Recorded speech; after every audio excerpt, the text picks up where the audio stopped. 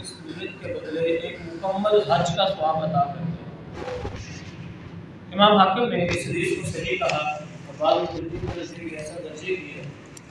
بہرحال میرے بھائیوں کو غور کیجیے، چھوٹی سی ایکٹیویٹی ہے، تھوڑا سا ہمیں صرف اپنے آپ کو تیار کرنا ہے نیکی کے لیے، اور کچھ بھی نہیں۔ گھر سے نماز پڑھنے کے لیے نکلتے ہی نکلتے ہیں، 20-25 منٹ تو کہیں بھی نہیں گئے، کم سے کم اتنا ٹائم لگتا ہے۔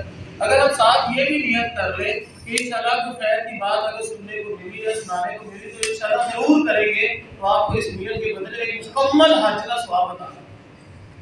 مکمل حج 13-14 لاکھ روپے رہتا ہے کم از کم حج کرنے، پتہ نہیں سارے ارکان ادا ہوتے ہیں کہ نہیں ہوتے، لیکن اگر آپ اس حدیث پر عمل کر لیں کہ کوئی خیر کی بات سننی ہے یا سنانی ہے، دین سیکھنا ہے یا سکھانا ہے، تو آپ کو ہر نماز کے ساتھ 10 اتنے زیادہ لمبے نہیں ہوتے، 4-5 منٹ سے زیادہ لمبا 10 آنکھوں پہ نہیں ہوتا، تو آپ کو ایک ایک حج کا ثواب عطا ہوگا۔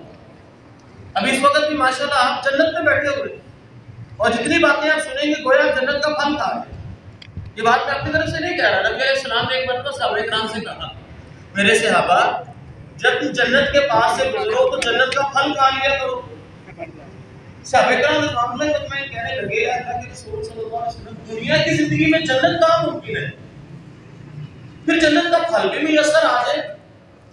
تو اللہ کے نبی صلی اللہ علیہ وسلم نے فرمایا، تم روئے زمین کے اوپر چلتے چلتے جب کسی بھی جگہ پر پہنچو جہاں دیکھو کہ کوئی مجلس لگی ہوئی یا دین سیکھنا سکھایا جا رہا ہے، تو وہ جگہ اللہ رب العزت کے ہاں جنت میں ٹکڑوں میں سے ایک ٹکڑا ہوتی ہے، تو وہ جنت کی ایک محفل ہے، جنت کی جگہ ہے۔ آپ اس مجلس میں شریک ہو جائے تو جتنی باتیں آپ سنو گے، قرآن و حدیث کی سیکھو گے یا سکھاؤ گے، گویا آپ نے جنت کو اپنا پھل کھا لیا۔ میرے بھائی دین سیکھنے سکھانے کی بڑی فضیلت اللہ رب العالمین نے، اللہ کے نبی صلی اللہ علیہ وسلم نے بیان بڑی فضیلت بیان۔ ابو درداء رضی اللہ تعالیٰ عنہ بیان کرتے ہیں، اگر ایک بندہ ساری رات عبادت کرے، ساری رات نفل پڑھ رہا ہے، قرآن پڑھ رہا ہے، عبادت کر رہا ہے، سویا نہیں ایک نماز، اور ایک بندہ صرف ایک لمحہ دین سیکھے یا سکھائے، یہ ایک لمحہ دین سیکھنا سکھانا پوری رات عبادت کرنے سے زیادہ ہوتا ہے۔ ابو درداء رضی اللہ تعالیٰ عنہ بیان کرتے ہیں، اگر کوئی شخص ایک آیت قرآن کی سمجھ کے غور و فکر کر کے پڑھے، وہ پورا قرآن پڑھنے سے زیادہ بہتر معلوم ہوتی ہے۔ کہاں پورا قرآن پڑھنے سے کتنا ٹائم لگتا ہے، کہاں ایک آیت سے پڑھنا۔ میرے بھائیوں دین سیکھنے سکھانے کی بڑی فضیلت اللہ رب العالمین نے دی، اور حقیقت بھی یہی ہے۔ آج مسلمان ذلیل و رسوا ہو رہے ہیں، جگہ جگہ مار پڑ رہی ہے، فلسطین میں ہمیں بھی بڑا دکھ ہے، سب کچھ ہے، آخر کیوں، وجہ کیا ہے؟ اس ساری برائیوں کی وجہ، مسلمانوں کی ذلت کی بنیادی وجہ ہماری جہالت، ہم جاہل ہیں، ہمیں قرآن و حدیث کا علم نہیں، آج ہم فرقہ واریت میں بٹ کے ٹوٹے ہوئے ہیں، اسی لیے ہر جگہ سے ہمیں مار پڑ رہی ہے۔ اللہ رب العالمین نے قرآن مجید میں بتایا تھا، وَاعْتَصِمُوا بِحَبْلِ اللَّهِ جَمِيعًا، اللہ کی رسی کو مضبوطی سے پکڑ لو، وَلَا تَفَرَّقُوا، فرقوں میں مت پڑنا۔ کیا مطلب؟ جو رسی اللہ کی رسی کو پکڑ لیتا ہے وہ فرقوں سے بچ جاتا ہے، جو اللہ کی رسی کو چھوڑ دیتا ہے وہ فرقوں میں پڑ جاتا ہے۔ اللہ کی رسی کیا ہے؟ اللہ کے نبی صلی اللہ علیہ وسلم نے فرمایا، لوگو ان ھذا القرآن سبب، یہ قرآن اللہ کی رسی ہے، طرف بید اللہ، اس کا ایک کنارہ اللہ کے ہاتھ میں، طرف بیدیکم، تمہاری طرف، فتمسکوا بہ، اس کو چمٹ لو، پکڑ لو، اس کو چمٹ لو، لن تضلوا ولن تضلوا، کبھی بھی گمراہ نہیں ہوگے، کبھی بھی ہلاک نہیں ہوگے، گارنٹی موجود ہے۔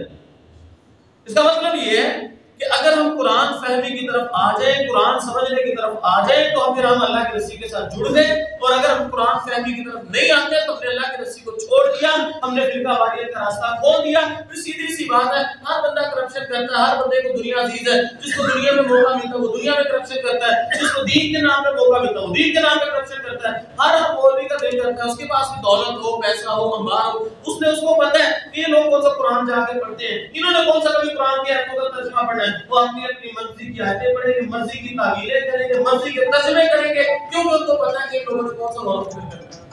وہ ہماری جہالت کا خوب فائدہ اٹھاتے ہیں اور انہوں نے اپنی دکان چمکائی ہوئی۔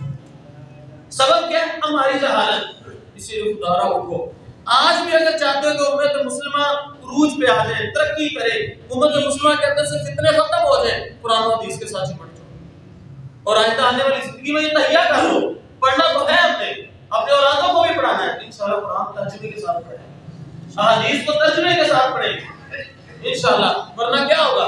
बस ना की बात को खत्म करते हैं। बुखारी की हदीस है, हज़रत हुज़ैफा बिन यमान रज़ी अल्लाह तआला अन्हु ने एक आदमी को नमाज पढ़ते हुए देखा। कहा कितने साल से ये नमाज पढ़ रहे? कहा मुझे 40 साल हो गए नमाज पढ़ते हुए।